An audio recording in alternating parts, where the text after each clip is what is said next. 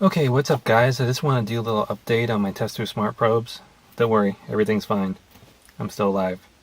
Um, Wearing the sunglasses mostly because on this front-facing camera on my phone, looking at myself on the screen, my eyes look like they're crossed, so that kind of distracts me, so the sunglasses kind of helps that.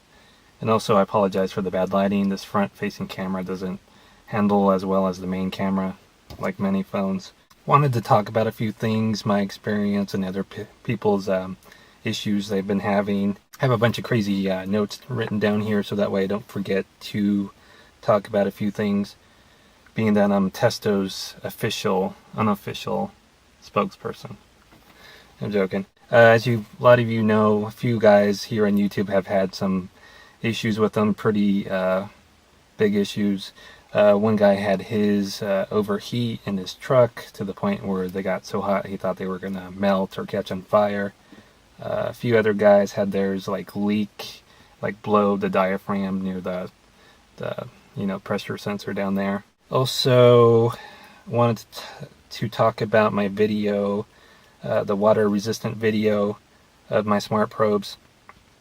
I hope I didn't give the wrong. My intention wasn't to claim that they're waterproof, that they're water. I just wanted to, prove that they are water resistant. I mean, they could handle getting a little wet. My intention on that video wasn't to give the wrong impression. Don't go and shoot them with a water hose, with a water jet, something like that, because I think that would probably ruin them, because nowhere does Testo advertise them as waterproof nor water resistant. But just looking at them, you could tell that they are water resistant. Now, I'm talking about the refrigeration set. All the other probes, I don't think could handle any water at all, like the air probes and stuff like that. However, I did call Testo, and they did tell me that they're rated IP42, which, if you look that up, means, if I remember right, they could handle some dust, which is, I think, what the IP stands for. And then the 42, I think, I could have it backwards, but it can handle like rain or water coming down at a 15-degree angle. So kind of like in a rain shower, you know what I mean? Kind of like what I did in my test, but I do not recommend, shooting them with a water hose and stuff, anything like that. If you're cleaning the condenser off, I wouldn't recommend doing that, because I think eventually with a strong blast of water, some moisture could get in there and maybe cause some corrosion, and maybe that could cause some issues, maybe overheating issues, they could get shorted, I don't know, but I just didn't want to give the wrong impression with that video. I hope I didn't give the wrong impression, like don't shoot them with a water hose. But like many of Testo's refrigerant pressure manifolds and the smart probe refrigeration set, they can handle getting a little wet. Many of you know, I've seen guys with their 550s out in the rain, and they could handle getting a little wet for the most part with no issues. But I don't think Testo advertises them as water resistant or waterproof. My expectations on them weren't that high when I bought them, so like when I had some issues, now I'm talking about minor issues, I wasn't really surprised, and you shouldn't really be too surprised. I mean, being that the price, for what you're paying for, I'm mostly talking about the refrigeration set. I mean, each probe comes about, $50, give or take. So you can't expect too much. And being that they're Bluetooth tools, they have connectivity issues, the range, stuff like that. Like I said, I've been using Android products for my mobile devices. I think a lot of the issues I'm having as far as connectivity and other people, having the same issues, could probably be resolved by getting, an Apple iPad. Apple products are, a little more better in that area from what I see, other people use them, for their iConnects and iManifolds. I'm not saying that it would make it a perfect system, but a lot of it depends on your device that you're using. So if you have a crappy device that you're trying to connect to, issues are going to arise from that. So it's kind of like Testo. Sometimes it's not really Testo's fault. that you're having connectivity issues.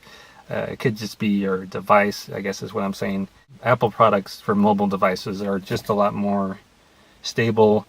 As you saw in like Dave's video, NorCal Refrigeration, his with his Apple iPad was just a lot more smooth, more stable.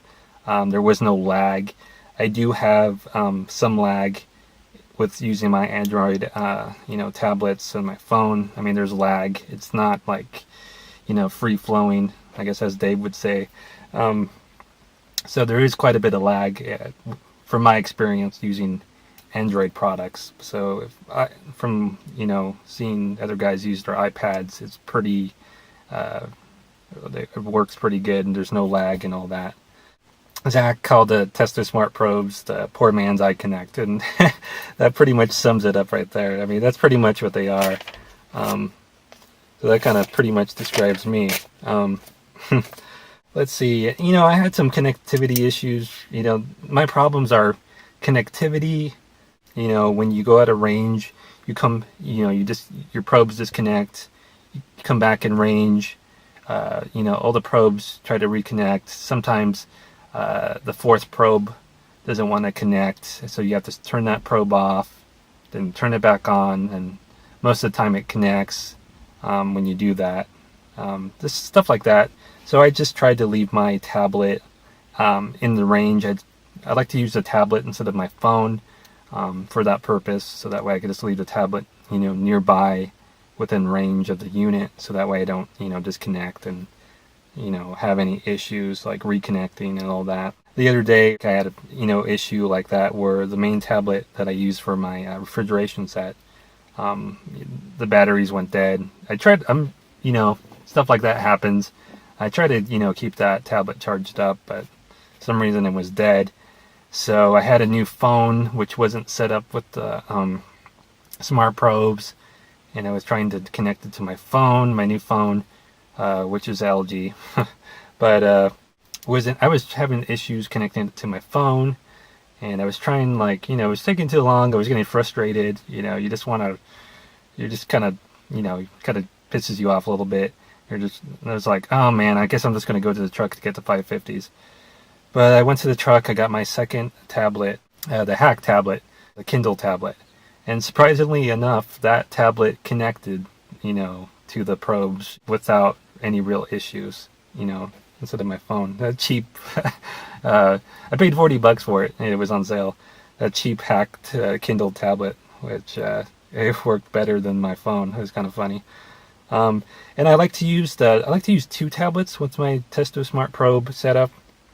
I like to use the Kindle Hack tablet for the indoor air probe, so I kind of leave that tablet indoors, nearby those air probes, and then my other tablet I leave, outdoors, near the condensing unit, near the refrigeration smart probes. So that way, I don't really have any issues, and I like to save my phone, for phone things, and save the battery life on my phone is what I'm kind of trying to do, for the most part. There is issues with them, they're not perfect. Like I said, for the price you're paying for them, you cannot expect too much from them.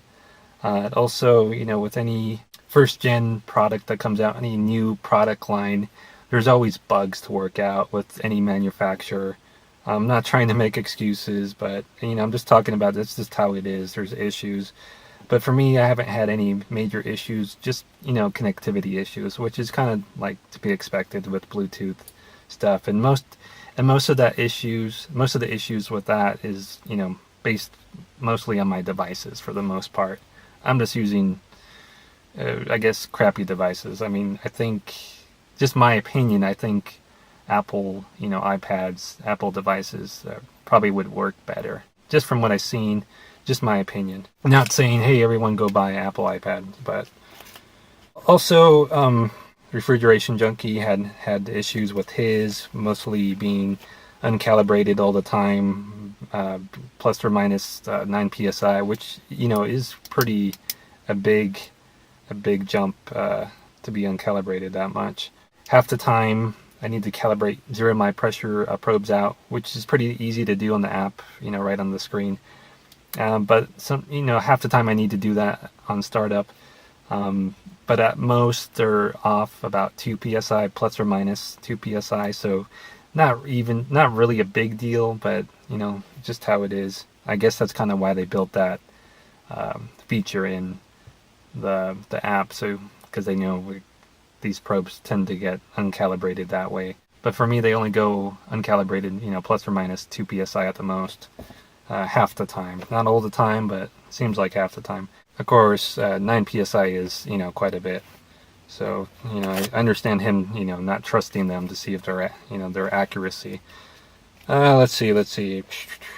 They're kind of like, a unique tool. I like the fact that you don't have to get sprayed with refrigerant too much. They're, if you just use those little fittings, when you take it off, it's like nothing. They do have a 2-year warranty for those that don't know. And I have no doubt if you have any issues with these, like any, issues with them leaking or blowing up or anything like that, if you contact Testo, they will take care of you, really well. They'll honor the warranty is what I'm saying. As far as that part's concerned, Testo will take care of you. I don't have any doubts about it.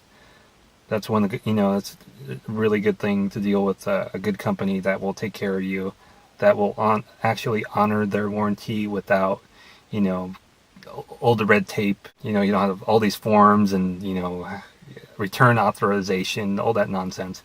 It seems like Testo doesn't, give you crap if you have to warranty them. So that's a good part.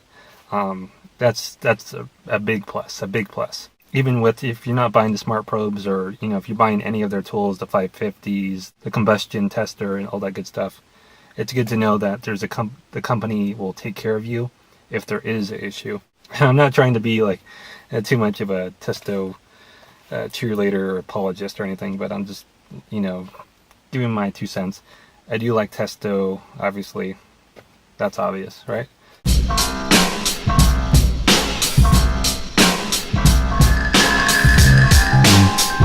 Sportland Smart Tool, I know sometimes I like to make fun of it, just a little thing I do. It's all in good fun. I'm not, I'm just trying to be funny. But from everything I've seen, the guys on YouTube that have the Sportland Smart Tool, they are happy with it. Their only complaint that I've seen them talk about is the range, which it is a Bluetooth device. So the range, it's going to have issues with range. The max range is 30 feet with any type of Bluetooth device for the most part. But it is a good tool. It is rated to be waterproof, so you can shoot them with the hose. They do have the O-ring on the probes. If you're going to leave them on the condensing unit, to clean the condensing coil, that's something you want to do. That's probably a better route to go because they are rated to be waterproof. So they are a good tool. Everyone make their own decision on what tools to buy. I don't tell anyone what to buy. I just show, the stuff I buy and if I like it or not. If I have an issue with the smart probes, if mine blow up, I'll make a video. So far so good.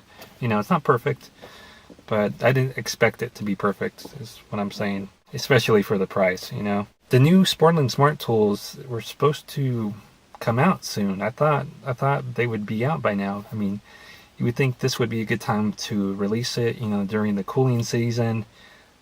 It's been pretty like a ghost town. Like, I haven't heard anything from it. If you do a Google search, you don't see any articles on it, any new pictures. It's just kind of the only stuff you could find is the old version, which is still, even that's kind of hard to find. I do understand that Sportland wants to just sell at the supply houses, which is fine. And they had like little antennas on them, on the pressure probes, for longer range.